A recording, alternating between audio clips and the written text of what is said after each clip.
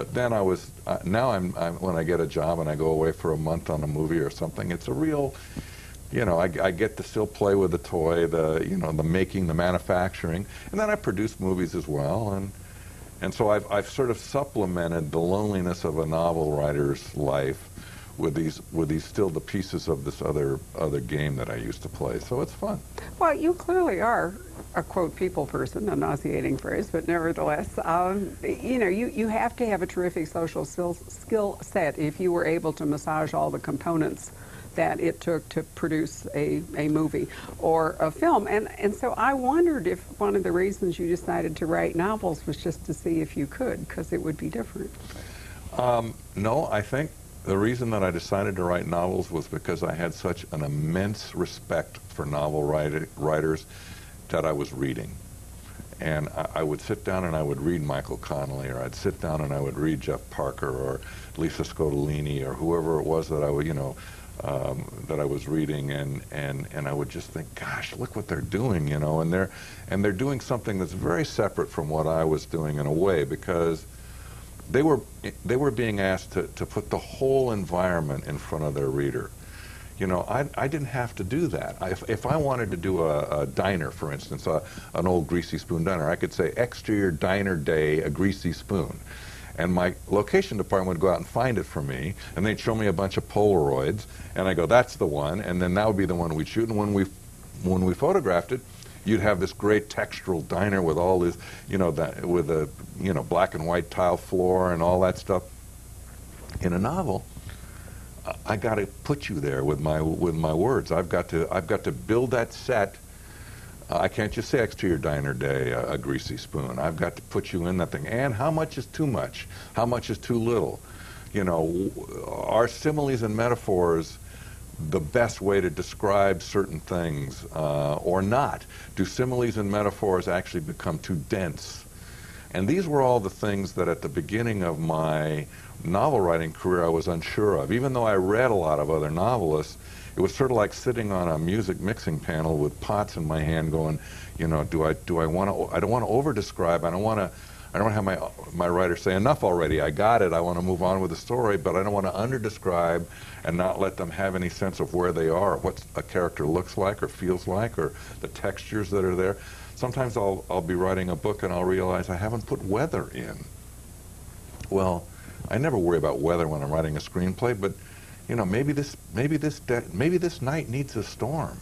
Maybe this is a hot day, you know, where the car is baking, and when you sit down, it burns you. And what are the textural, sensual feelings of this book, which I can't really portray on film, so I don't bother to. Right. Well, these are all the things the novelist, you know, is faced with, and it's a much more interesting problem, not daunting, but interesting, and it challenges other parts of your writing psyche.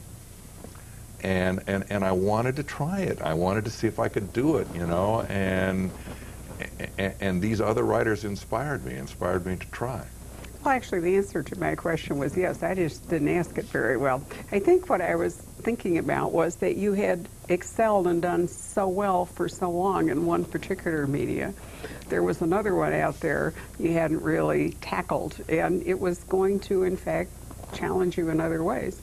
And you seem to me a person who's tested himself all his life against however you were structured, which maybe brings us to dyslexia. There's an extremely good video clip on your website, Cannell.com, where you speak about dyslexia and the effect that it had on you as a creative person. I like the part you said where it's more than just reversing words and other things, that people with dyslexia, to varying degrees, according to each person, have trouble sequencing thoughts. Yeah. So putting together a project can be more challenging, which of course makes me wonder why you ever wanted to produce a movie, because that's kind of like an ultimate challenge for somebody with dyslexia. Well, but when I stop and think about it, you know, I think I was an okay producer. I mean, in terms of just being a producer, the actual act of producing, I think it was okay. I had people working for me, Barbara, that were 10 times better at producing than I was. Now, what was great was I understood it. Right. I'd been around it enough so I could say, look at a board. We do strips on a board to plan our shooting days and everything. I could say this strip doesn't belong here. Let's put it over here with this. I think we can, or to rewrite a location to make the board easier for the producer for the production. But I understand it. But there are much better line producers around than me, and so it's great to have the knowledge, but not have to actually be the one to do it. So I would employ people to do that. But nobody could fool me because I've been doing it for 40 years. And so when people would come in and say, well, we can't shoot this day, I'd say, give me the board. And I'd look at it and I'd go, why not? You got no moves. It's all in one location. There's 7 pages, 2 characters. Why can't you shoot it? That's that's 25 shots. Why can't you do it? Yeah, but isn't that the hallmark of a great executive or a great producer, that you can get other people to do? Exactly. You don't have to be as good as them. You just have to know how to get the best you can out of them. And employ people who are better than you are, which is the secret to being successful. And that brings me back to the reason I'm going to write a book is it's going to be me this time. You're not going to be able, as you say, to get all those. What's different about a book than a film script? I'm a little hazy on this. All I really know is you have to boil a script down to like 100 pages. And it can be a very, very difficult thing to take a novel and come up with a script that in any way is fair. I think my favorite example of that is The Man Who Could Be King. No, I'm sorry, The Name of the Rose. This enormous novel, and when I read it, I thought, there's no way to make a movie from The Name of the Rose. It goes all over the place. It has footnotes. It has Latin. It took me 3 times to read it. And yet the movie was really very interesting, but it was only a part. They focused on the story and got rid of a huge amount. Well, I think the best adaptation that I can ever recall from where I read the novel and saw the movie was To Kill a Mockingbird. Ooh. I thought that movie really, really handled the essence of the book well. Here's basically the difference. To begin with, a novel has generally a lot of subplots. And I found when I've adapted my own novels to screenplays that the best thing to do is, you have I plot everything in 3 acts.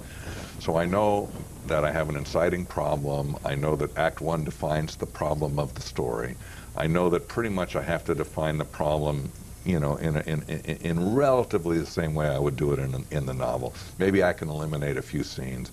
But then you have at the top of Act 2 the complication, which is a really important, the complication of the original idea. That's the moment where the reader and the hero find out that, my gosh, the reason that people keep coming out of the woodwork and bashing us on the head is she's in the witness protection program and nobody ever told me. And that's the complication of the original love story idea, whatever it is. So now we've got a much more important problem because people are trying to kill her and maybe me too. So now as we're going through Act 2 with this new complicated thing, we have the second act curtain at the end of Act 2, which is the destruction of the hero's plans. At that point, the hero should be devastated. Now, I know when I'm doing an adaptation that I need the complication and I need the second act curtain. I know that there are probably 2 or 3 beats, and I go through my book and I say, I need this, but I don't need this subplot with his son. I don't need this subplot. I don't need this subplot. And because the one thing where you can make a huge mistake adapting a novel to a screenplay is if you have too much story. Okay. Then what ends up happening is all you write is the story. You have no time to write the characters. Then no actor wants to play the part because there's nothing there to play except a bunch of talk about what's going on in the story. And it's the characters that sell it to the actors, the director, and all the other things. But the story is what keeps you tense, which keeps you on the edge of your seat. So you've got to have both. So you've got to lean it out and make sure that you keep the things that are important, and then the solution is basically the solution to the more complicated problem. Try and boil 50 or 60 points, which you would have maybe in a novel, down to like 20, 25. Then you have enough room to write your story, to write your characters, and then the trick I learned is don't use any of the dialogue that's in the book. Start over, write new dialogue, and try and make it as fresh and original in your head as it was when you wrote it as a book, so that you're not just like cannibalizing scenes out of the novel, and then it starts to get mechanical. And what you want to do is discover new things and make it grow from that outline, that now shortened outline that you've made. You want to make it grow and become more important than it was as an outline.